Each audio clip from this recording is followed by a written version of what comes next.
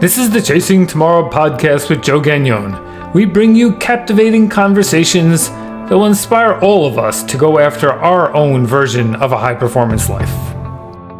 Welcome to the Chasing Tomorrow podcast. This is going to be one of my favorite episodes of all time. I can tell you that going in. I had the great fortune, sort of serendipitously, this past weekend to meet Doug Evans. Doug has one of these magical journeys of life. I think Joseph Campbell was thinking about him when he wrote The Hero's Journey. And Doug has, through this journey, which I'll tell you all about as we go through this, I know we're not going to have enough time, not just through the struggle, because the struggle matters, but about really what the possibilities and the potential are when we rethink nutrition, when we think about how we live, when we think about this community that we're part of. Back in 2020, Doug wrote the book called The Sprout Book. And I'm sure that many of us listeners here don't fully know that sprouts may be something that we think that end up on a sandwich. But really, at the end of the day, this is a form of nutrition that can have a massive and positive impact on the world. But before we get too deep in that, Doug, welcome to the podcast. Thanks for doing this with me. My pleasure, Joe. You're an inspiration. It was so great to meet you and for you to gift me your book and to sign it for me, and then to hear you, on a panel, and to hear bits of your story and your wisdom. So I was excited, and I feel honored to be on the podcast. Yeah, thank you. So for the listeners, there are probably many who know, because your book, for the past 4 years, has done remarkably well, probably even beyond any expectations you've had. But let's get to know you a little bit. I know that you and I sort of started our life in the New York area. You had a bit of a struggle. Just give us a little bit of the background, because it's a good context for ultimately where we end up, which we'll get to quickly, around the idea of, sprouts as nutrition, et cetera. Yeah, I mean, I don't know where to go back, but my father and mother, who were the sweetest people, let them rest in peace. My father was a World War II combat veteran, and I think had undiagnosed PTSD and trauma that he never really recovered from emotionally, that just created a very hostile, insane environment in the house. And for me, it was better and safer for me to be out in the street, with gang members and graffiti artists and degenerates than it was to be in this household. And so as a teenager, I got into a lot of trouble. I probably got arrested, 12 times before I was 17 years old, and then very, very hard times. And I knew that there was light. Like, I knew that I had light inside. I knew that I was smart, but I didn't have the academic grades. I didn't have the friends or relationships or supporting environment.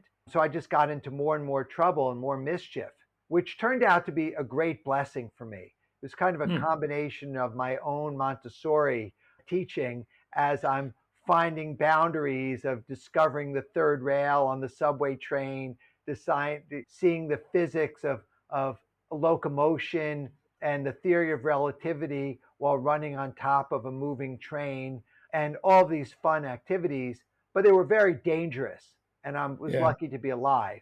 And when I turned 17, knowing that I was lucky to be alive and that if I got arrested again, I would be treated as an adult, I self-elected in a semi-peacetime environment and joined the U.S. Army in the 82nd Airborne as a paratrooper, with the sole purpose of learning discipline, because I was out of control. So I was aware that I should have discipline, I should do my homework, I should pay attention, I should listen, but I was out of control. And I went to the 82nd Airborne so that I could learn discipline and I could learn confidence and I could have some structure. And so I did that. It was very, very hard for me. I had no exposure. You probably are the age where you saw the movie Private Benjamin.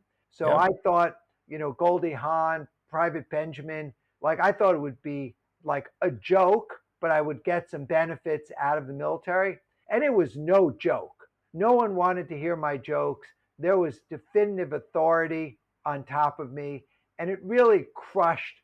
So that was my first ego death, was surrendering to the discipline of the U.S. Army. And when I got out of the Army, I had honorable discharge, had an Army Achievement Medal, and I saved every dollar that I made in the Army because I didn't drink, I didn't smoke, I didn't go to prostitute strip bars, etc. I ate in the mess hall and I just worked and saved all of my money. So when I got out of the Army, I could get an apartment, and I just went on the path of saying, well, now I have this discipline and this confidence and this work ethic.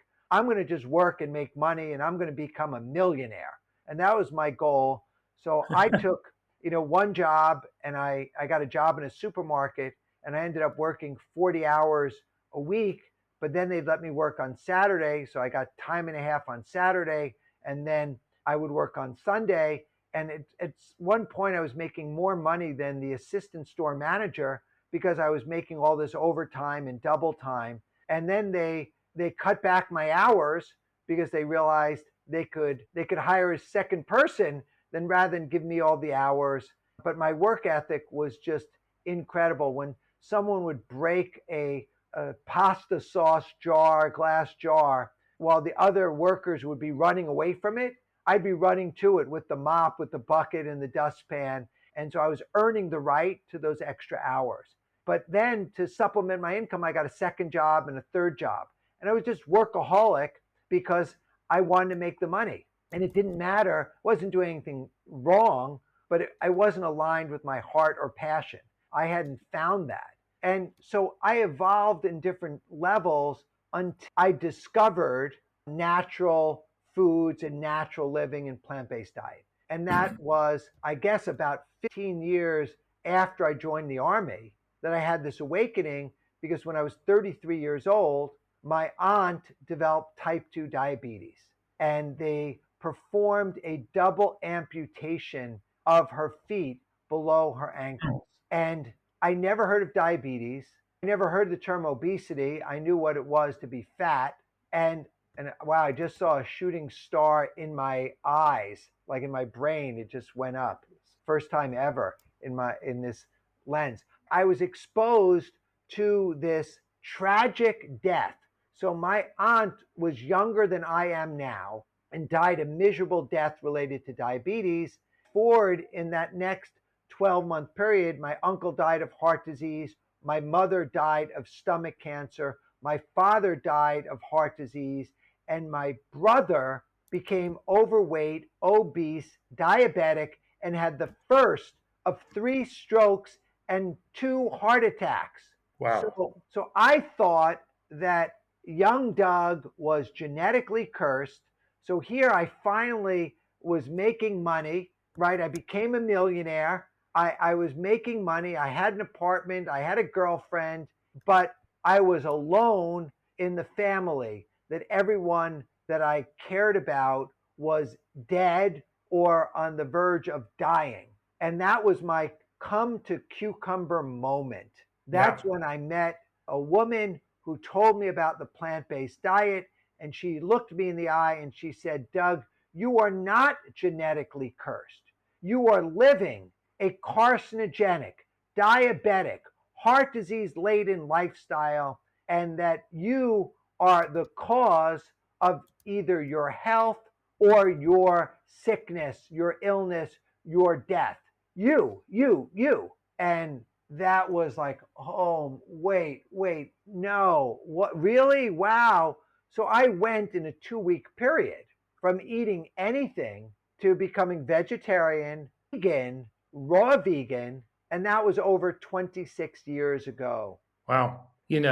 Hope springs eternal, I guess, is a feeling that I have, because we fast forward, you become an author, you started companies, you're building businesses, you're trying to change the world. So I just want to take a moment to remark that, from where we start doesn't mean where we end, right? That is one of the traps I think that a lot of people fall into, which is without some form of advantage or privilege, we feel like, no, that can't be. I can't do that. I would never be able to. And you demonstrated, and I feel, the lived and earned experience is the one that actually in some ways feels probably the most rewarding, because you in your heart and your soul feel that, yes, I did put this resource to good use. that I didn't sort of compromise on everything, that I did wake up one day and become sort of in your own version of way being enlightened. So that's amazing that you didn't take the left turn, you took the right turn, meaning that you didn't just make it worse, right? Which is one of the reactions.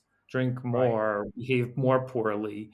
Instead, you said, no, no, no, no. And so it's really, not to fast forward too fast, but you show that you can change, right? And once you can actually get a different outcome. It's not hopelessness, right? At all. That's right. I mean, in a way, if I were a child today, a teenager today, they would probably have diagnosed me with ADHD, OCD. They would drug me, try to, turn me, into a vegetable. And instead, I created my own freedom, like running around New York City, literally 24 hours a day. I created the freedom to express that energy, but I also did somewhat what I look at unconscious things. So I was not awake.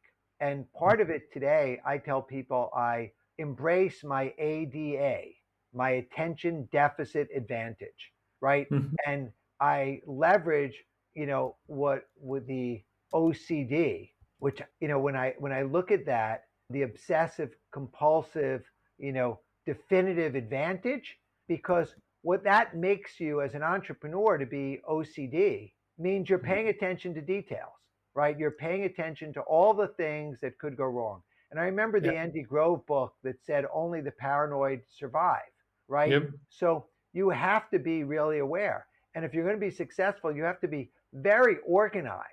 Like, to be an entrepreneur, it's great to have vision, but you have to make sure you're paying all the taxes, everyone's getting paid on time, that you're not, ignoring regulatory parts. There's so many details that you have to do to become successful. And it means sacrifice, like it means discipline, to do those. And the uncomfortable part that of being an entrepreneur is almost like running a race. You're saying, why am I taking this next step? I could just stop. Like, this Yep. hurts. This is uncomfortable. Like, why am I doing it? So, today I value sleep. I wear my Whoop. I look at my recovery rate. I look at my heart rate variability. I look at my sleep tracker. For decades, I would pull all-nighters. I'd work overnight. I would take red eye, city to city to city. And I just hustled and I was in the grind. So that was kind of where my background was. And a business that we had started in 2002 to 2012, Organic Avenue, was started out of my loft, my living room, my loft, with this woman that I met, and Denise, and we started to sell cold pressed juices and raw, everything was raw that we made: soups, smoothies, entrees, desserts, snacks. And the criteria was it needed to be fresh, ripe, raw, organic, made out of a fruit, vegetable, seed, nut, seaweed, or sprout. So that Wow. was our edict. And we made about 50 products. We sold them, through the retail store. We sold them online. We had a call center that was organizing delivery. And we built that business, and we had an 8-figure exit to KKR. For those of you who don't know, there was a great book about KKR called Barbarians at the Gate. I should have Yep. read that book before we made the acquisition, but it worked out fine because that created financial independence. But you find out that the money doesn't create the happiness, because you need to be on purpose. So I really felt at a tremendous loss and a void when I no longer was working, no matter how much money I had in the bank account. Like, I wanted to work. I wanted to have purpose. And so I then did another juice venture, which was going great. I loved it. And then had an early composting because of any or aforementioned reasons. Juicero, and is still legendary, but had an early death. Most people don't have any idea what really happened. In short, that I transferred from literally from playing guitar to playing violin, right? I went from running a juice bar to now running a hyper growth Silicon Valley engineering, tech, hardware, software, fresh produce company. So very ambitious in what we were doing, successfully raised capital, launched the product. And then when you are successful, a lot of people look at you and some, support you and other people are jealous and your investors, are nervous because they want an exit. And so people were making decisions. Like for me, I could be an impediment to growth and profitability because I have a conscience. So I want to make sure everyone's paid well. I want to make sure we're using all organic products. I want everything to be fresh. And if you look at the food supply chain, most products aren't fresh. They're not organic. They're Right. treating them. So you go into Whole Foods and 95% of the products are processed, have additives, preservatives, have been pasteurized, denatured, and they have long shelf life.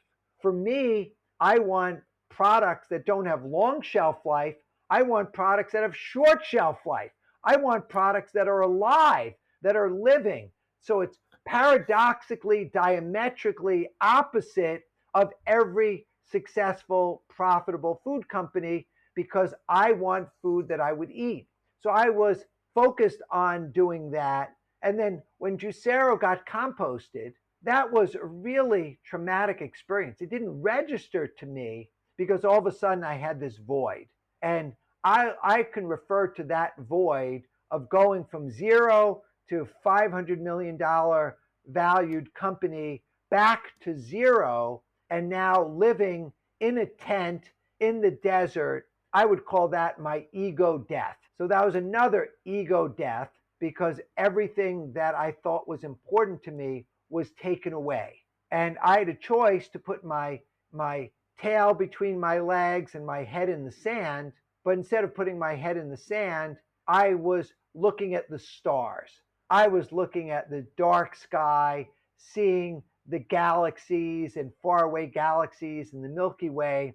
And I was dreaming and I had hope and faith for the future. The only problem that I had living at Wonder Valley Hot Springs in my tent was that I realized not only was I in the desert, I was in a food desert. There were no Whole Foods. There were no Mm. health food stores.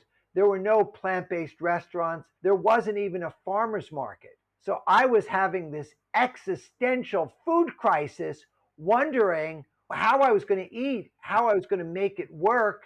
And that became another seminal moment in my life that in early 2018, living in the tent, having this food crisis, that the universe communicated to me about sprouting. And I had already known about sprouting. I had been sprouting for 25 years, but I always thought of sprouts as a garnish or as a side dish. Right. And I never thought of him as a food source. So I'm going to take a breath there, Joe, and Wow. turn back to you. That's amazing. I'm because no, the story is so connected that it doesn't need too many questions in between. That as you're talking, I kept thinking about, so much of life, businesses or personal is like, what's the outcome you want? And we solved for a problem over the past 100 years, which is that we want to make more food available to more people, right? And the way that we solved that problem was using highly processed, both in the growing as well as in the production, both chemicals and packages to increase shelf life and increase calories so that we could make it more available. But we never, so that was what we solved for, just making more calories available to more people. We never really solved for health. Our health system doesn't solve for health, it solves for solving the problems that we have as we live. We don't have a healthcare system that solves for, oh, here's how you become healthier. Like when you go to your doctor, you're going mostly because you don't feel good and they're trying to make you feel good. No one's going when they feel good to say, here's how you feel better. And so That's the right. design of sort of the way our community or society has ended up is that we haven't designed for now because we've somewhat manipulated the system. We're going to live longer, and we're not going to live necessarily healthier if we don't change something. So if you died when you were 50, it sort of was almost irrelevant if you had other things going on. But if you die when you're 95, you now have a long time to be around, and you're going to need to make some different kinds of choices. And our systems are just going to have to work differently. I think that's the sort of the net of where we are, that shelf life and calories can't just be the answer. Nutrition and, whole foods and exercise, not Whole Foods, the company, just Whole Foods. So as you went through this, because you had to learn this, you didn't start off this way, you learned it. And then you find yourself, I like this, I'm lying in the tent looking up at the stars, and it sort of comes to me, you've had the inspiration, and now you've started down this path. You wrote the book. You should tell us a little bit about that. You've built a business, but you have a big aspiration that we're going to have to get to here, which is how do we get people to make changes without the kind of struggle that you had to go through? Because that's a heck, no one wants to have to go through all of those phases to get to the place of enlightenment. So, Right. Yeah. so now you're out of Juicero, it's done. You're now looking at sprouts as a mechanism for high nutrition and better living. Now you keep coming back to, I want to start a business though. I don't want to Yeah. just live this way. Well, before I even thought about the business, because I never had the trappings of, other people. So I still had my 2007 Toyota Prius. I was living in a tent. So I was living significantly below my means, right? Yep. So, when I would travel, I would be very frugal and I would eat fruit and other parts. So I was very comfortable, except in the case of the desert, where I really was called to wanting to be in nature and be at peace. So what happened was I got the idea for sprouting. And so I ordered these glass jars. And within 1 cubic foot with 6 jars, I was growing thousands of calories a day of sprouts. And within a month, I was living exclusively on sprouts. And I felt extraordinary. Like I really felt like, oh my God, that life is too easy, right? I add water, to the seeds, I get a fresh harvest every day, and this is great. So I started to research sprouts and the history of sprouts. And turns out they had found sprouts in the pyramids that were 1,200 years old that were still germinating, that these seeds germinated. And so Wow. I did a lot of researching on sprouts, and I realized a few things.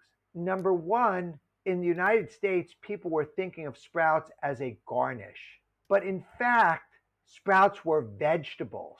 They were really vegetables. They weren't just a garnish. And number two, sprouts were nutrition. There were vitamins and minerals and polyphenols and bioflavonoids and antioxidants, that they were this powerhouse of nutrition. As a matter Yeah. of fact, they were 20 to 100 times more nutrient dense than mature vegetables. It was extraordinary. So not only was I eating something that was filling and healthy, but was actually healthier than the food that I'd eating previously. I have a question about that because, maybe because we don't think a lot about our food, right? And how it grows. But so the seed, then the sprout, then the mature vegetable. Let's just keep it in that. The power, as we get to the bigger vegetable, really what we're doing is filling it out with water, right? I mean, and some Water and fiber. insoluble fiber. Yeah. So the power of the nutritional effect of the sprout is that it's highly concentrated at that moment. So on a sort of per gram basis, it's very effective. Is that a true way to think about it? It's very true. Actually, there's different ways to look at it. The seed itself is an Yep. incredible nutritional powerhouse. The seed itself. The problem with eating a raw seed is that it has lectins, phytic acid, and enzyme inhibitors because it's designed to protect the seed for Yeah. generations. So Yes. when you take that seed and you simply add water and create the right environment for germination, you unleash this explosion. It's like a cosmic fusion inside the seed. So, for example, when you sprout a lentil, you increase the vitamin C level by 500%. Yeah. You triple the antioxidant levels. So what happens is you, as Joe, adding water to a seed, are becoming co-creators in the manifestation of a vegetable from a seed. So a seed is a seed, and nuts are seeds. So these are storage of energy, and these are complete living organisms in a dormant state. Yep. So when you sprout them, you reduce the enzyme inhibitors, you reduce the lectins, you reduce the phytic acid, and you cause a burst of a transmutation into a vegetable. And that every day, and the amazing thing about these sprouts is that the entire crop occurs in 1 week or less, 7 days or less. And because the seed has the endosperm and the embryo and the energy stored within, the sprouts grow without soil, without sunshine, without fertilizer. That it is a miracle of nature employed in these seeds, and that the fact that you can grow them on your countertop, and you can be certain there's no Roundup, glyphosate, pesticides, sewer sludge, fecal matter, like you can control the environment, and you can get a fresh crop every single day of these foods. That was the miracle. So when I got the download for the sprout book, it was very simple. Sprouts were food, vegetables, sprouts were vitamins. And this was another thing that just blew my mind, is that sprouts were medicine. That today, there's a center in West Palm Beach that I just visited Hippocrates Health Center. And people are going there when they have severe case of cancer, stage 1, 2, 3, and 4. And they go to Hippocrates. And do you know what they feed them at Hippocrates Health in West Palm Beach? Sprouts. Sprouts. They're putting them on the sprout diet. And so when I realized that, I literally booked the next plane that I could get to go to New York. And I had this idea for the Sprout book, because there had never been a book on sprouts published by a major author, published by a major publisher. And it was before social media. So there were great legends in the sprouting world. Ann Wigmore, Victoria Skovinskis, Steve Meyerowitz, Arnold Earhart. There were great legends before Norman Walker. There were great people who were advocates of the raw living foods lifestyle, but unfortunately, they were either dead or retired. And so they didn't have the energy, force, and the life to take this message. Now, I went to Japan over Christmas, and there's a company there, a sprout grower called Murakami, that has sold $1 billion in broccoli sprouts alone, because broccoli sprouts have hundreds, thousands of peer-reviewed published papers about the chemoprotective properties, the anti-cancer protective properties of sulforaphane coming from broccoli sprouts, that they could detoxify benzene and air pollutants from the lungs, how they can regulate insulin levels in diabetics, how they can help manage hyperthyroidism. There's so much in the sprouts, because when you're having living food that's nutritionally dense, that's water-based, antioxidant-based, the body can operate them.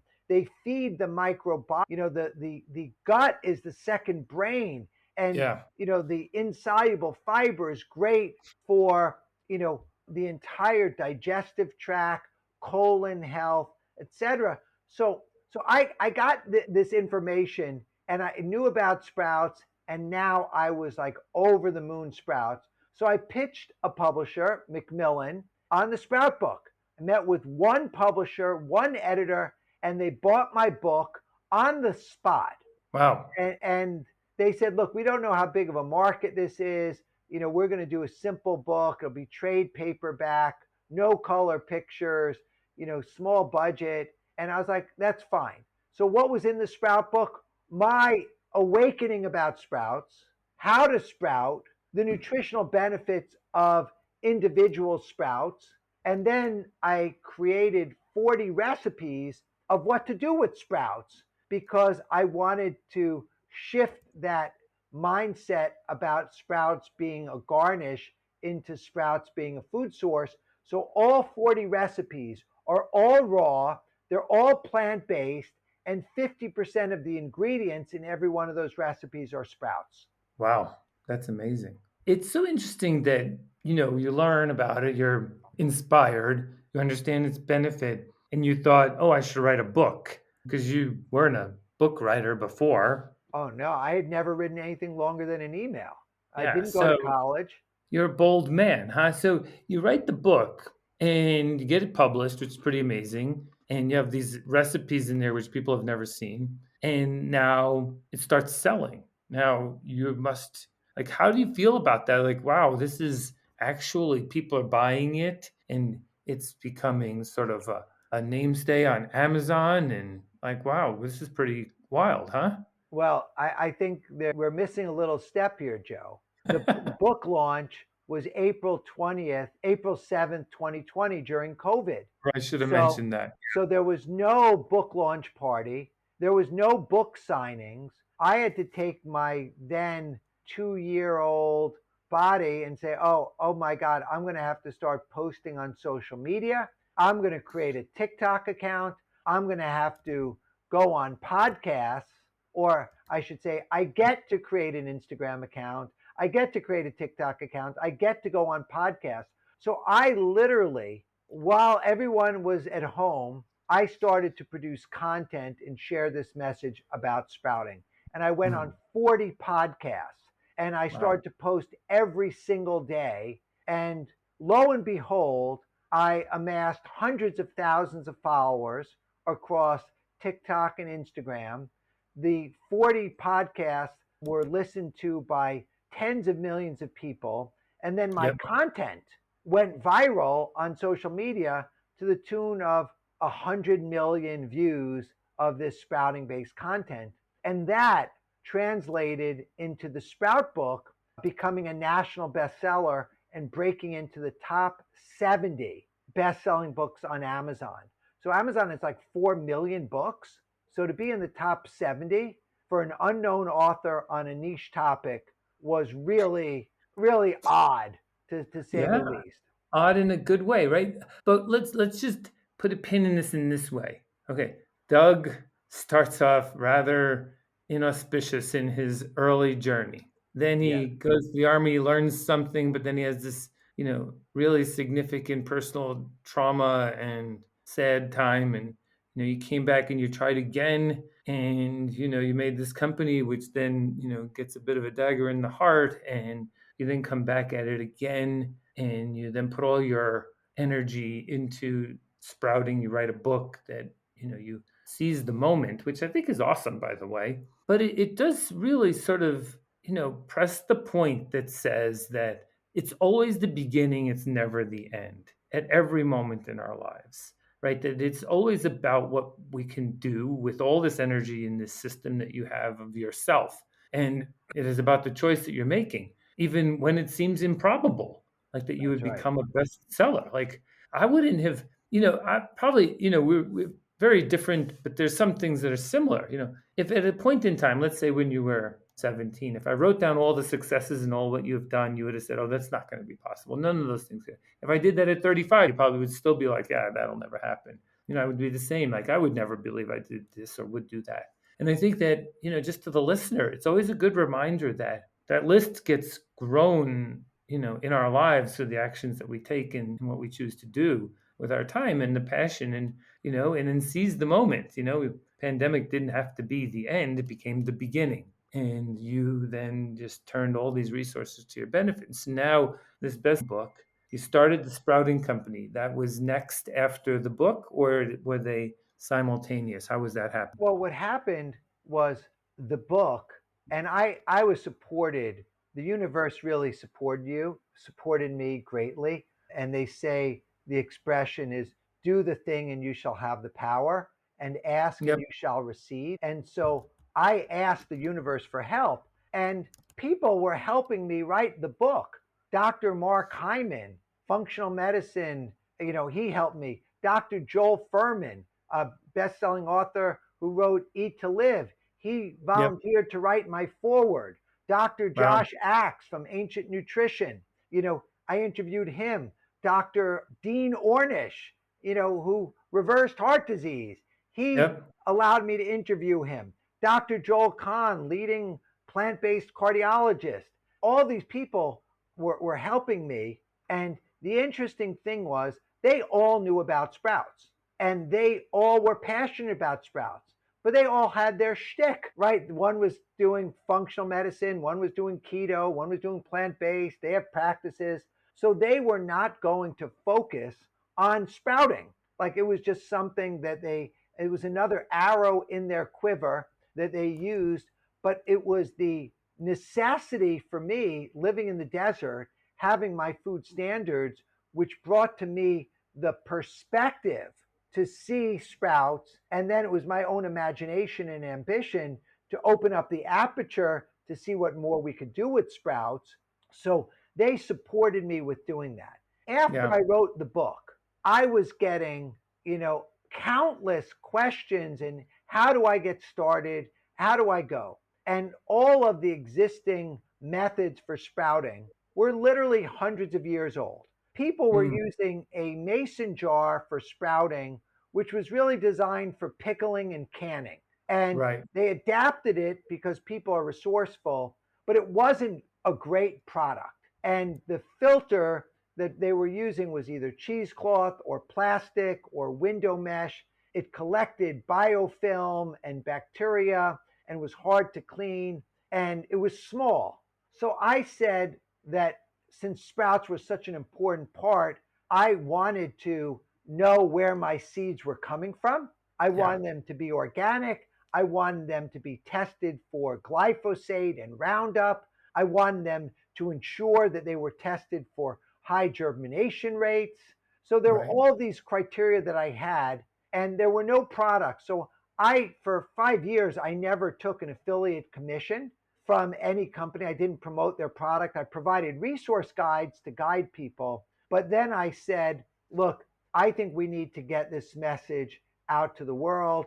I'm willing to do the work to Mm, make a company, to design and build products so that I can feel 100% confident that when Joe gets a sprouting kit from the sprouting company, it's going to be check, check, check, check, check. And I could feel good that everything that touches the sprouts in the sprouting company kit is glass or stainless steel, and that you get maximum drainage, you get optimum airflow and air exchange, and it's beautiful. So I wanted to create this product, and then I wanted to do the seeds. And we're supported by, I pulled together a small band of people that were also plant-based, people that I could trust, and people that had common goals and alignment. And so Paul Nadaf and Gadone Wise, and then Mike Posner, who's a singer songwriter who walked across America and summited Mount Everest, is one of my close friends. He started to sprout. He became raw vegan. And then he was like, hey, I really want to be more than just a singer songwriter artist. I want to, be on this mission around food equality and food justice. So he joined as a co founder as well. So now we have this small band and we're out beating the drums, getting the message out there that sprouts can become the remedy of increasing the nutritional content of anything that anyone eats, whether they're carnivore, omnivore, frugivore, vegetarian, vegan. If they yep. add sprouts to the diet, they're increasing their micronutrient, phytonutrient, soluble, insoluble fiber, and prebiotic components of their diet. Yeah. So I'm glad I was just going to push us in that direction just a little bit. Doesn't mean that if you're sprouting, you need to be a vegan. It's saying that we can add nutrition we can start the shift to balance our diet, improve it. We've convinced everyone to take a multivitamin, we know that there's some question about the efficacy of vitamins, but we won't go into that. But here, we could do the same, which is start to add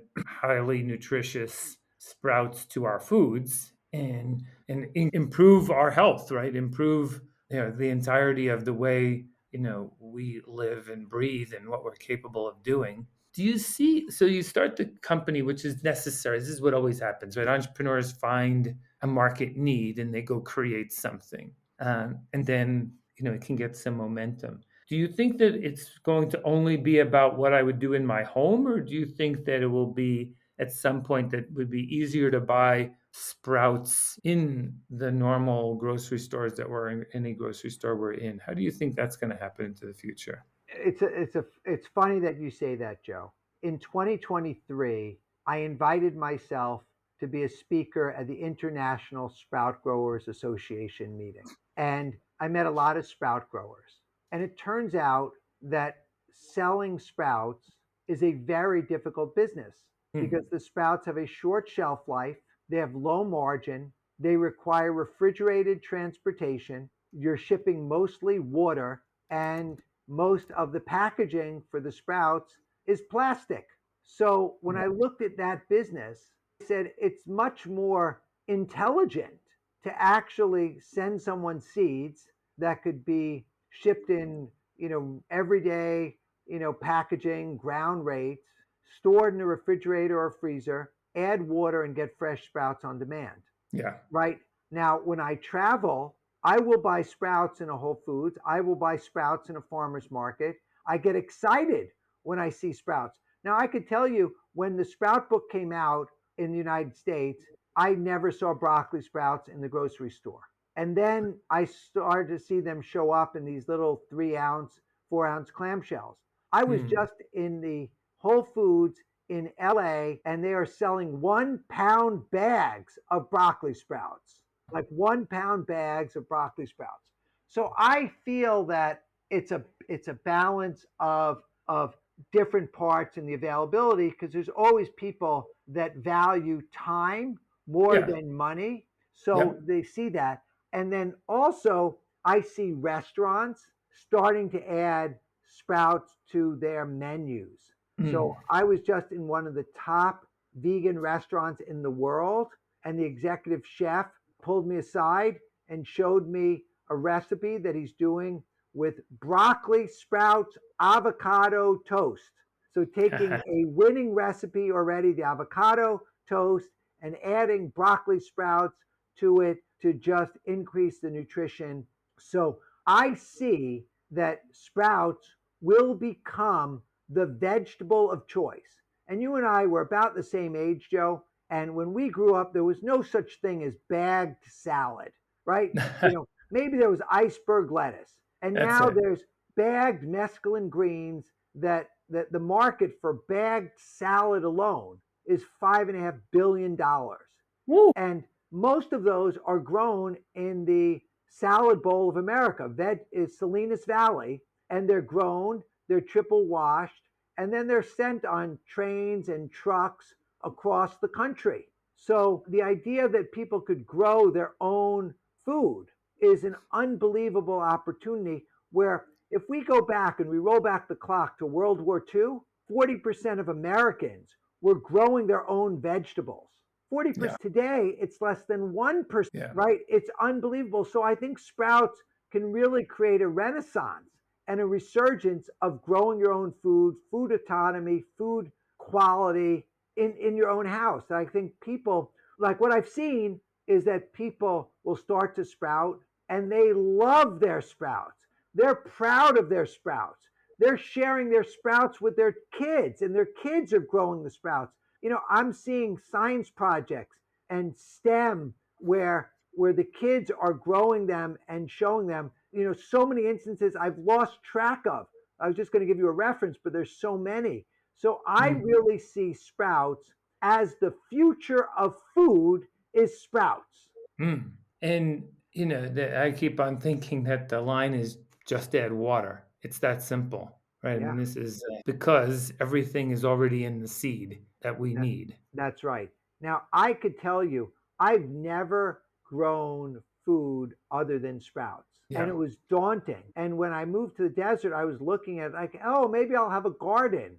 And the complexity of soil chemistry and pH and Yeah. fertilizer, and getting the sprout and the seedling and the greenhouse and then the transferring and then, protecting them from, nature and insects and rodents. It's a lot. But sprouts are like, wow, you can do this in your own comfort of your own home in a small area and get so much food that I'm actually seeing people, upgrade their salads to sprouts, but then using sprouts, and this was even mind boggling, replacing rice with sprouts, replacing pasta with Hmm. sprouts, right? And getting something that's crunchy and fresh and delicious and nutritionally dense that the we're just so at the beginning. And I'm loving where we are because there's more than enough to do. But if I think about the future, like I just see sprouts as ubiquitous. Yeah. So that's so cool to think about. Are there categories like is every vegetable sproutable or is it just certain kinds of vegetables that are sproutable? Well, all nature and all plants begin with Sure. seeds, right? Yep. Right. So there are seeds inside of apples, right? And those seeds, if germinated, can grow an apple tree. There are Yes. certain seeds that we eat that are common that fit into the sprouting category, and those are typically vegetable seeds. So if we look at the journey of, say, broccoli, if you take a single broccoli seed and you sprout it, you can eat it right on day 0 to day 7, you could eat it. If you Yep. let it continue to grow, it'll become a Mm. microgreen, but then you have to transfer it to soil or a sprouting medium, add some fertilizer, get it some lights or sunlight, and it'll become a microgreen. If you let it Mm. grow further, 6 months out, it will grow into a market stage broccoli Mm. like you're Yeah. familiar seeing. If you let it continue to grow, it will flower. And then, this is new to most people hear this, it will then fruit. The broccoli vegetable will fruit, and those fruit will be pods. And inside those pods will be hundreds and thousands of seeds. So that is the circle of life of there. So everything about that plant is edible, but those seeds are to me are like gold. They are a treasure because you could eat the seeds. You could actually roast the seeds and eat them. You could sprout them. But the most nutritious way to consume the broccoli, and this is peer reviewed, published research, is day 3 broccoli sprouts are the most nutritious for the chemoprotective properties.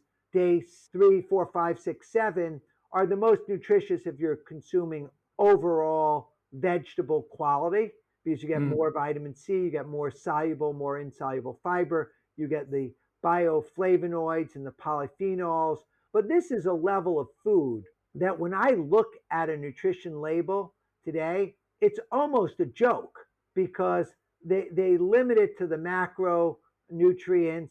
They're not discussing the phytonutrients, the polyphenols, the individual amino acids. But there's so much in them that you could write a book just on the amino acid content of sprouts because every single sprout, and this may be insightful to you and others, every single sprout contains every single amino acid to form complete proteins. So for everyone who listens, amino acids are essential component of protein, The building which blocks of protein. will ultimately build our muscle. Muscle is an organ in the body, one of the most powerful organs in the body. So there is this generalized view of the world that most of the amino acid chains come from animal product, but amino acids are foundational in the vegetable world as well. Well, the interesting thing is where do these animals get their I'm protein from? Right? right. They're I'm not glad. eating they're not eating other carnivores, right? They're eating the plants, right? That's how they create their Yeah, version so of, so I think we go right to the source. Like we just yes. go right to the source. And the fact that you can grow the source on your countertop in days, this is the miracle. This is the epiphany. This is the thing that we should be shouting from the roofs. Grow Yeah. your own sprouts. Right? I mean, that's the simple thing that we have. I mean, we have an epidemic going on where we have 266 million people in the United States that are overweight or obese. The pharmaceutical companies, their goal is to get 50% of America, on Ozempic or Wegovy or some semi-glutide weight loss medicine. And these medicines, and I just want to say, really love the fact that doctors and pharmaceuticals and all these things exist. I do. But when they don't heal you, they No. treat you, they get you to homeostasis. And then, for the most part, you are on those drugs for life. You're on the drugs for life. And the drugs all have side effects. So this is a level that this is about natural living. This is about being vibrant and alive. Yeah, there's been this language lately where, if you're a high schooler, if you want to have a debate, does nature always get it right or does nature not get it right? And the underlying thesis is that nature actually does get it right, where we instigate it not in a good way. And so therefore it sometimes feels like it doesn't. But in that description of from a seed, this powerhouse, of what's possible, we just have to use it as it was designed, right? Because the power is in there. Yeah, well, if you think about it, and I don't know whether you're Darwinian or not, but basically, if this universe, if something exists in the universe today, right, in our world today, it has been vetted over billions of years and it worked, right? Yeah. So it works. And so I think things are working, pretty well. And what happens is it's only humans that are causing this danger and race to extinction, of animals and potentially human animals as well. On the lighter note, we all have a choice, and we look at these things, and we have choices. So for me, what I want to do with the sprouting company is give people a choice to raise Yep. their hand and to endeavor down a path and make it really easy and support them. So that's what we're doing, and I'm just really excited about it. And I can't, I mean, this hour flew by, Joe. Holy No, cow. that's amazing. So before we get to our last questions, one other one in the array.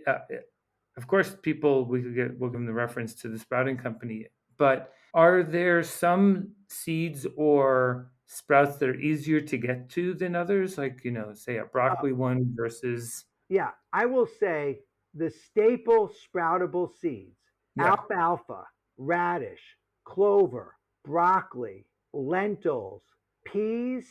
Those are the staple sprouts okay, that are easy to access, easy to grow. Garbanzo beans, like 1 cup of sprouted garbanzo beans, it's 20 grams of protein, like wow, in a cup, and soluble in fiber. I mean, it's just amazing, and they grow in like 2 days. that's cool. Love that idea. So yeah, and I think you have your website. Tell people a little bit about just the business and how they can sort of dive into becoming a sprouting person. Yeah, I mean, there's a sprouter and there's seeds at the sprouting company. The sprout book is practically free on Amazon. It's $12 right now. It's discounted 32%.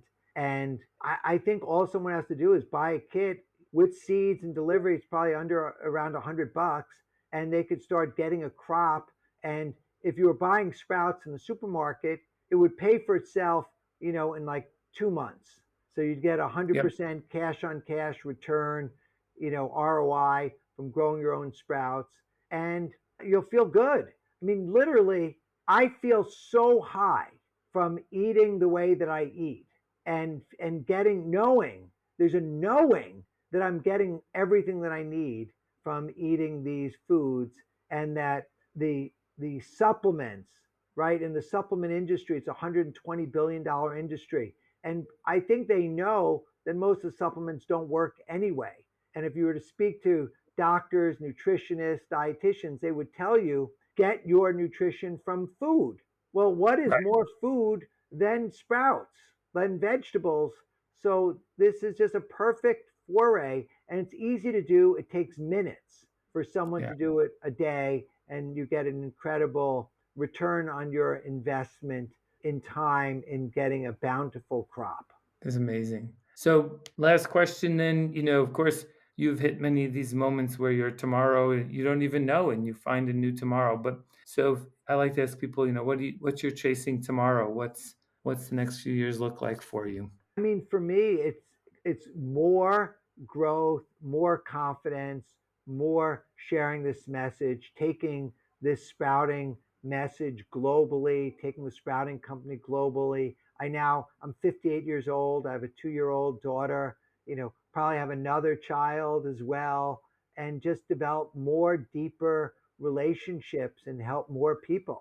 That's, Doug, I don't, I just believe that things are meant to be. So I'm glad that we got to meet each other this past week and start this journey of, more, insightful ways of thinking about how we can take care of our health, how we can sort of live our own version of an inspired life. We can benefit from all that you've been through and now what you're doing for us with the Sprouting Company. So if anyone's listening wants to dive in, it's pretty easy. Just go to the .com and you can then check Doug out on Amazon with his book, The Sprout Book. So that's not hard to find or remember. And I think we're going to keep in touch, Doug, and do lots of fun things together. So thanks for being on the podcast. You're amazing. Hey, Joe, I am just your reflection and you are amazing.